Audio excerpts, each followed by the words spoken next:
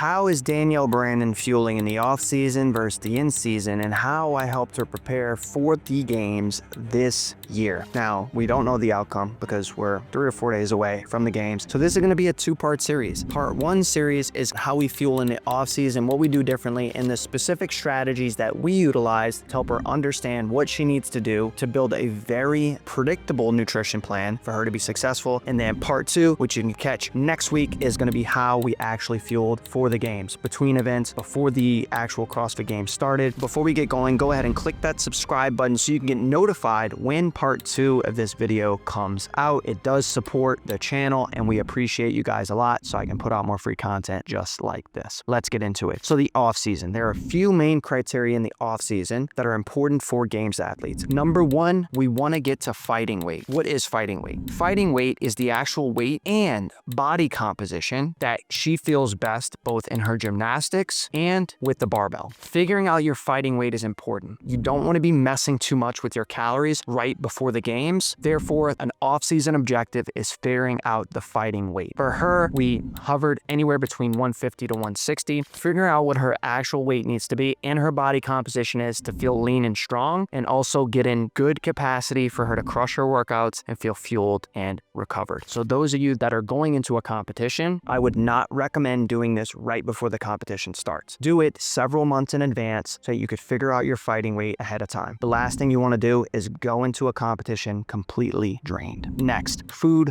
quality. We need to have great food quality in the off season. Helps good micronutrients, vitamins, minerals, vegetables, fruits, things that are high quality, low processed, so that we can get the best bang for our buck from each meal that she has. Low quality processed foods allow for her to get the calories she needs when she's in competition. More on that next week for part 2, but they don't give the best bang for your buck in terms of injury prevention, recovery, improvement. High food quality is a must in the off season. And so focusing on eating oats, blueberries and strawberries, bananas, all those are really great foods that she loves. These are things that really give the best bang for her buck in order to actually feel great in her training and recover properly so she stays injury free. Number 3, we actually cycle some different supplements into her routine. Some of these supplements include creatine, beta-alanine, extreme endurance, and then also beetroot juice. Now, why are we incorporating supplements in the off season? The reason is because you don't want to incorporate a brand new supplement right before the games. It wouldn't make a lot of sense. Supplements have a lot of different things in them and a lot of blends, and we obviously want to use third-party tested supplements since she's being drug tested so that she knows exactly what she needs and she knows that it's safe to use. Now, incorporating the supplements in off season are ideal because she could see how her body actually responds. So another thing we're doing is we're actually determining and figuring out what supplements work best for her and going from there. This is another thing that we mainly focused on is carbohydrate timing. Now, protein is pretty easy. She's been a games athlete for several years and she does a really good job with her nutrition, hitting her amounts. And this year, 2 main focuses was how do we figure out what her body needs without tracking macros, and how do we carbohydrate time around her training sessions. So to not track, it's very easy. We built out a specific nutrition blueprint. This nutrition blueprint tells her when, how much, and what she's going to be eating on a daily basis, because as we know, tracking macros causes burnout, is not sustainable, and can also sometimes lead to a bad relationship with your body and a bad relationship with food, which is not ideal. So instead, we built out a blueprint that fits right around her schedule, when she's training, all things in between, and we actually do this for one-on-one coaching clients. We do this for our clients that come into our program that want to lose 15 pounds, or they want to recomp, they want to build more muscle and perform better. And so if that sounds like something you might be interested in and you want a plan and your homework done for you, click the link below in the description. You can learn more about our team, fill out an application, and there you go. So now that we've covered the blueprint, I need to go over the carbohydrate timing. And what we specifically did was twofold. Number 1, carbohydrate timing is important because we need to be able to recover optimally, and it starts the recovery process quicker. And so therefore we incorporate 70% of her carbs throughout her day right around her workout. And the reason we do that is because she's going to have to eat a lot of carbs on the Friday, Saturday, Sunday of the games, and her body needs to be prepared for that. Number 2, we tested different carbs. We need to get carbs that actually fuel her best, she digests and process appropriately so that she feels good, she feels more recovered, and she has the actual willingness to eat the carb because she loves that type of carbohydrate. She knows how it makes her feel and how it tastes. And actually, one more bonus tip was some cycle syncing. As women, you guys have a luteal phase and a follicular phase. Your hormones are going up and down during these time frames. And so increasing carbs and lowering carbs throughout this can be a really strategic way to get the most out of performance. If this sounds like something that might benefit you guys, all you have to do is go onto our Instagram account, DM me the word WOD cycle, and I will send you a free training on how to incorporate this appropriately so you don't F it up. And so those are some of the off-season tactics and tools that we utilize with Danielle Brandon. Part 2 is going to be coming out next week. And so stay tuned for that. But until then, YouTube wants you to watch this video next.